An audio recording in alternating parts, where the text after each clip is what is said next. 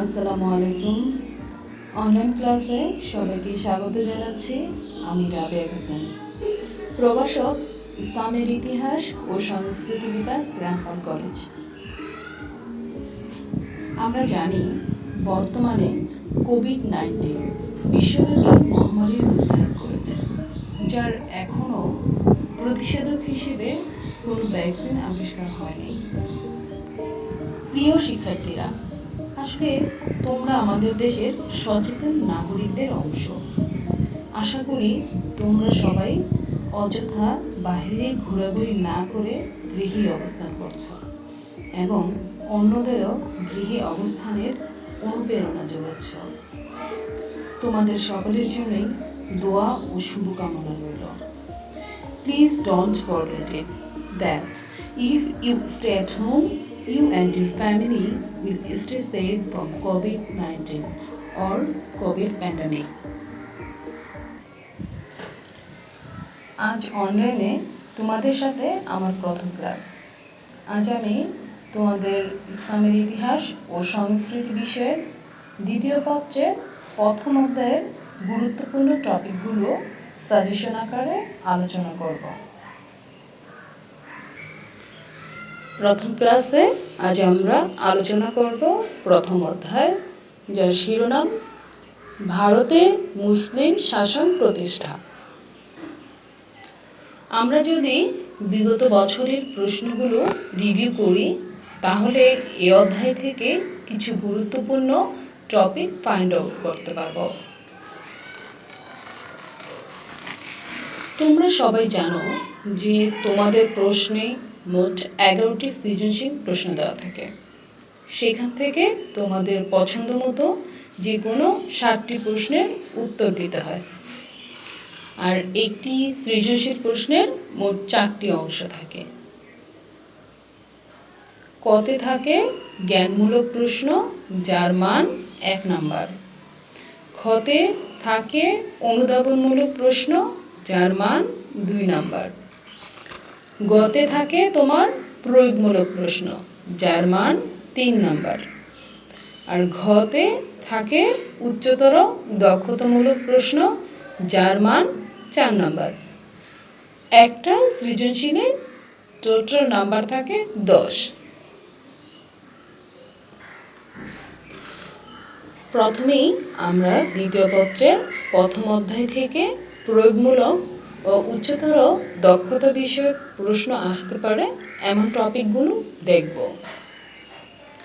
টপিকগুলো তোমরা তোমাদের খাতায় লিখে রাখতে পারো বা তোমাদের ফোনে স্ক্রিনশট দিয়ে রাখতে পারো। টপিকগুলো আলোচনার পূর্বেই তোমাদের একটা বিষয় ক্লিয়ার করা উচিত যে এই সকল টপিক থেকে সরাসরি কোনো প্রশ্ন পরীক্ষায় আসবে না। যেমন মনে করো, মুহাম্মদ বিন কাসিমের সিন্ধু ও মুলতান বিজয়ের কারণসমূহ লিখো। এভাবে সরাসরি কোনো প্রশ্ন আসবে না। তাহলে দেখে নিই কিভাবে প্রশ্ন আসতে পারে। প্রথমেই তোমাদের একটি উদ্দীপক দেওয়া থাকবে। সেই উদ্দীপক থেকে তোমাদের প্রথম যে কাজটা করতে হবে সেটা হলো উদ্দীপকটি তোমার পাঠ্য বইয়ের কোন বিষয় বা কোন ব্যক্তি বা সাদৃশ্যপূর্ণ ঘটনাকে ইঙ্গিত করছে সেটা খুঁজে বের করা। তারপর সে অনুযায়ী উদ্দীপকের সাথে মিল রেখে এবং প্রশ্নের সাথে মিল রেখে প্রশ্নের উত্তর করা।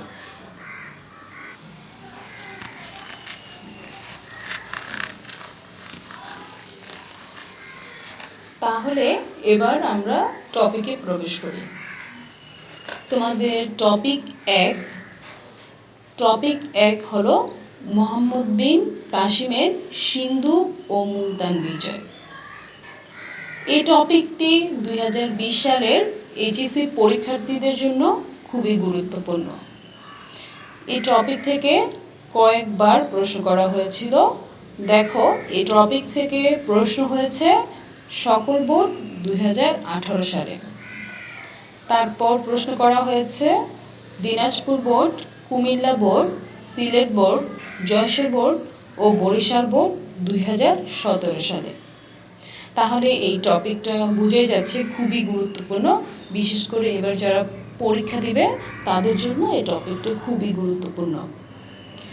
টপিক 1-এর ক তোমরা খাতায় লিখে রাখো অথবা স্ক্রিনশট নিয়ে রাখতে পারো। আমার মনে হয় যে লিখে রাখাই ভালো হবে, খাতা কলম নিয়ে লিখে রাখো এগুলো। টপিক 1-এর ক মোহাম্মদ বিন কাসিমের সিন্ধু ও মুলতান বিজয়ের কার? আমি আবার বলছি, টপিক 1-এর ক মোহাম্মদ বিন কাসিমের সিন্ধু ও মুলতান বিজয়ের কার? এখানে তোমাদের যে জিনিসটার প্রতি বেশি জোর দিতে হবে সেটা হলো সিন্ধু ও মুলতান বিজয়ের প্রত্যক্ষ কারণের উপর। অনেক সময়ই বিভিন্ন বোর্ড পরীক্ষায় এটা অনুধাবনও চলে আসে, আবার উদ্দীপকের যে প্রয়োগমূলক বা উচ্চতর দক্ষতার যে প্রশ্ন আসে সে প্রশ্ন এটা ঘুরিয়ে ফিরে এই জিনিসটা চেয়ে থাকে যে সিন্ধু ও মুলতান বিজয়ের প্রত্যক্ষ কারণটা। এটা একটু ভালো করে দেখে নিবা, এটা দেখতেই হবে তোমাদের, ঠিক আছে? তারপর তোমরা লিখে রাখো টপিক 1-এর খ সিন্ধু ও মুলতান বিজয়ের ঘটনা। সিন্ধু ও মুলতান বিজয়ের ঘটনা। তারপর আসো টপিক 1-এর ঘ নম্বর মোহাম্মদ বিন কাসিমের সিন্ধু ও মুলতান বিজয়ের গুরুত্ব বা ফলাফল। এটা অনেক গুরুত্বপূর্ণ, ঘটনার চেয়েও এটা অনেক বেশি গুরুত্বপূর্ণ।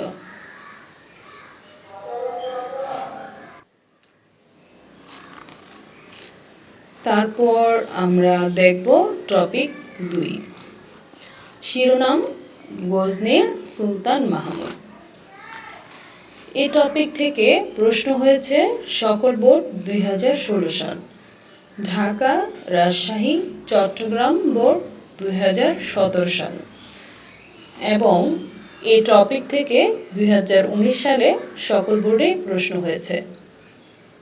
এজন্য তোমরা পরীক্ষার্থীরা যারা আছো তারা মনে করতে পারো এই টপিকটা তোমাদের জন্য গুরুত্বপূর্ণ নয়, কেননা এটা 2019 সালে চলে আসছে।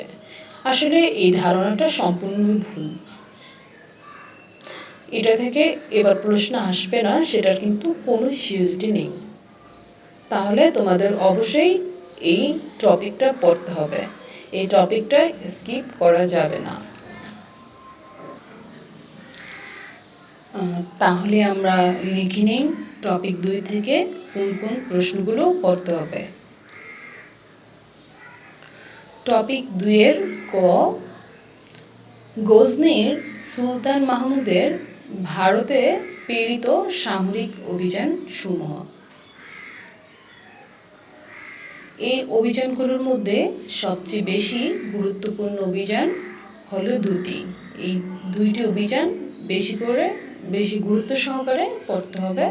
সেটা হলো তোমার সোমনাথ মন্দির অভিযান যেটা ছিল সেটা, এবং সর্বশেষ যে অভিযানটা ভারতে পাঠানো হয়েছিল অর্থাৎ 17তম অভিযান।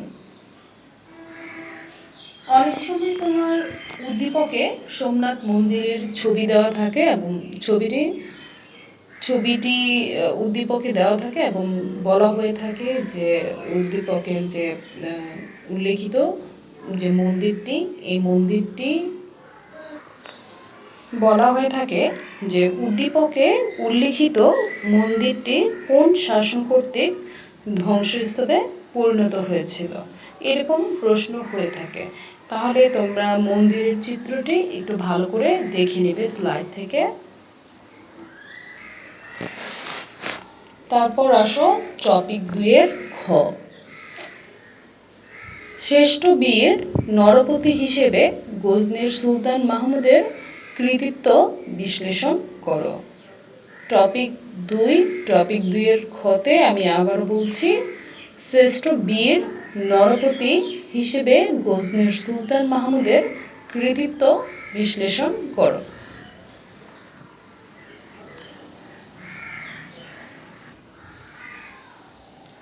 এবার আসো টপিক 3-এ। যে টপিক থেকে প্রশ্ন হয়েছে ঢাকা, রাজশাহী ও চট্টগ্রাম বোর্ড 2017 সালে। টপিক 3-এ একটা বিষয়ের প্রতি তোমাদের বিশেষ গুরুত্ব দিতে হবে, সেটা হলো উত্তর ভারতে মুসলিম শাসনের প্রতিষ্ঠাতা হিসেবে মুইজউদ্দিন গুলির অবদান বিশ্লেষণ করো। এই টপিকটা ভালো করে পড়বে। এখানে তোমার কিন্তু অনেক কিছুই চলে আসবে।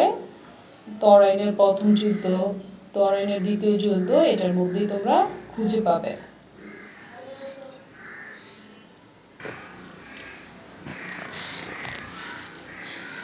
এবার আমরা আলোচনা করব সর্বশেষ টপিক, অর্থাৎ টপিক 4। টপিক 4-এ তোমার সিন্ধু বিজয়ের প্রাক্কালে ভারতের আর্থসামাজিক অবস্থার চিত্র বিশ্লেষণ করো। এখানে প্রাক্কাল বলতে আসলে কি বোঝায়? প্রাক্কাল বলতে বোঝায় মোহাম্মদ বিন কাসিম কর্তৃক সিন্ধু বিজয়ের ঠিক পূর্ব মুহূর্তকে, অর্থাৎ যখন মোহাম্মদ বিন কাসিম সিন্ধু বিজয় করেছিল তার পূর্ব মুহূর্তে বা তার আগ মুহূর্তে ভারতের অবস্থাটা কেমন ছিল, মানে প্রাক্কাল বলতে পূর্ব মুহূর্তটাকে বোঝায়।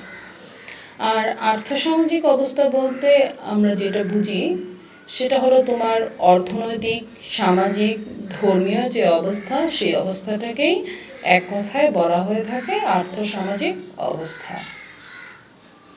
তাহলে তোমরা এই টপিক 4 থেকে দেখবে সিন্ধু বিজয়ের প্রাক্কালে ভারতের আর্থসামাজিক অবস্থাটা কেমন ছিল, সেটা বা তার চিত্র তোমরা বিশ্লেষণ করবে।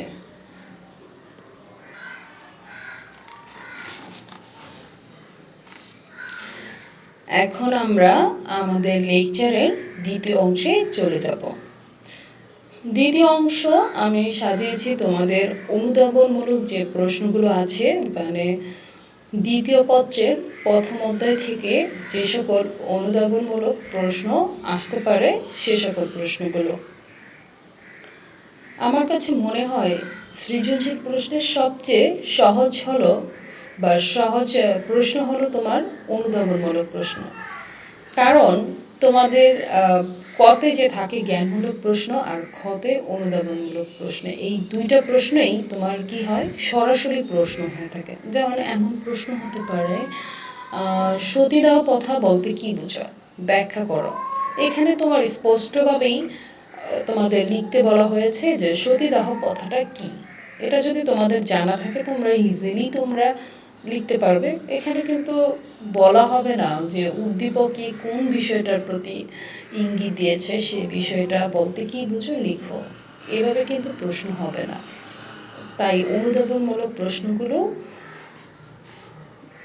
খুবই সহজ আমি মনে করি, আর তোমাদেরও এই প্রশ্নগুলো পড়ার জন্য বিশেষভাবে জোর দেব।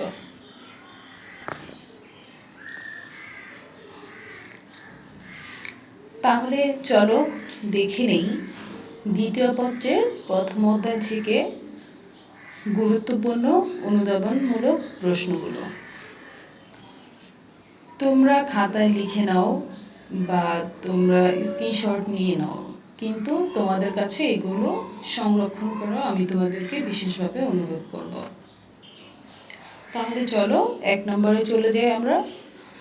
1 নম্বরে লিখো সিন্ধু ও মুলতান বিজয়ের প্রত্যক্ষ কারণ কি ছিল, ব্যাখ্যা করো।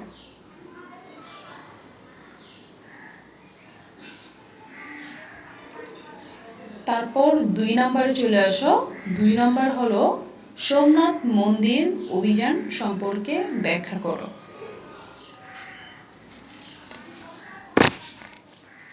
3 সুলতান মাহমুদের ভারত অভিযানের মূল উদ্দেশ্য ব্যাখ্যা করো। 4 ভারতবর্ষকে নৃতত্ত্বের জাদুঘর বলা হয় কেন? এই প্রশ্নটা তোমরা সিন্ধু বিজয়ের প্রাক্কালে যে আর্থসামাজিক অবস্থা ছিল, সে আর্থসামাজিক অবস্থার মধ্যেই এটা তোমরা পেয়ে যাবে এটার উত্তর। 5, সতীদাহ প্রথা কি ছিল, বা সতীদাহ প্রথা কি, ব্যাখ্যা করো।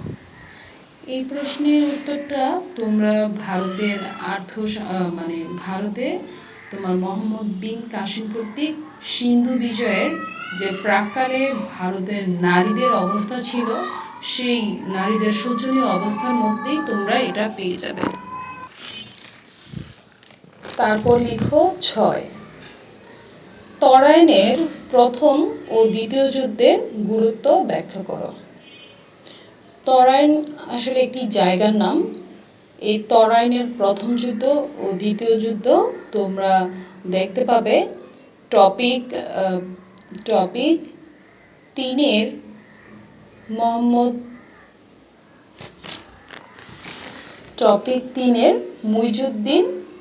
মুইজুদ্দিন গুলির যে চ্যাপ্টারটা আছে, সেই চ্যাপ্টারে তোমরা এটা দেখতে পাবে। তারপর আসো 7, আরবদের সিন্ধু বিজয়ের পূর্বে বা প্রাক্কালে ভারতীয় সমাজে নারীর অবস্থা কেমন ছিল, ব্যাখ্যা করো। তারপর লিখো 8, আরবদের সিন্ধু বিজয়ের পূর্বে ভারতীয় সমাজের অবস্থা কেমন ছিল, ব্যাখ্যা করো।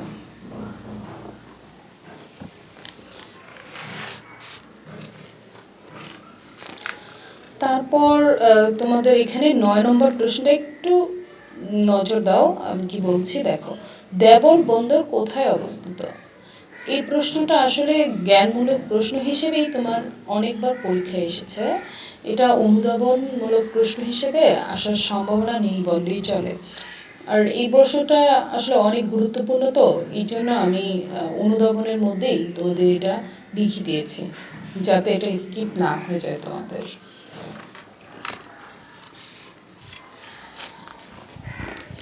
তারপর দেখো 10 নম্বর, হাজ্জাজ বিন ইউসুফ কে ছিলেন, ব্যাখ্যা করো।